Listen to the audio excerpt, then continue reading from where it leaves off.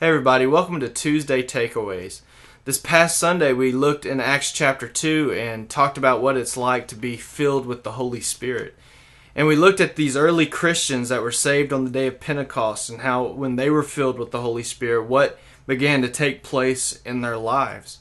Well, today I kind of want to look a little bit further into that subject and see what else the Bible has to say about being filled with the Holy Spirit or walking by the Holy Spirit. So let's look in Galatians chapter 5 and see what the Apostle Paul tells us about this. He says this in verse 16. He says, I say, walk by the Spirit, and you will not gratify the desires of the flesh. You want to get closer to the Lord? You want to grow and be more like the Lord? Paul says to walk by the Spirit. And he says this is kind of what's going to look, what your life's going to look like as you do that. Down in verse 22 it says, but the fruit of the Spirit is love, joy, peace, patience, kindness, goodness, faithfulness, gentleness, and self-control. So that's some things that we're going to see in our lives as we're being filled with the Spirit or as we're walking by the Spirit. So let me ask you, does that list describe your life?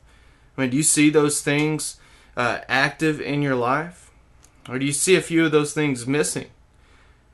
Well, if you're like most of us, there are probably a thing or two on that list that's probably kind of missing in our lives. And Paul gives us the answer. He says to walk by the Spirit.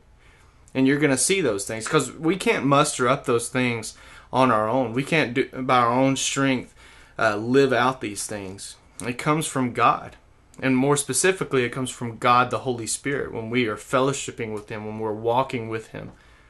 So if you want to see more of these fruits of the Spirit come out in your life, walk by the Spirit. And I encourage you to spend some time in prayer.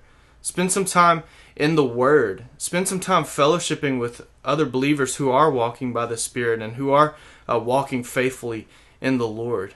And they can help encourage you as you walk by the Spirit. I just want to challenge you with that and encourage you with that today.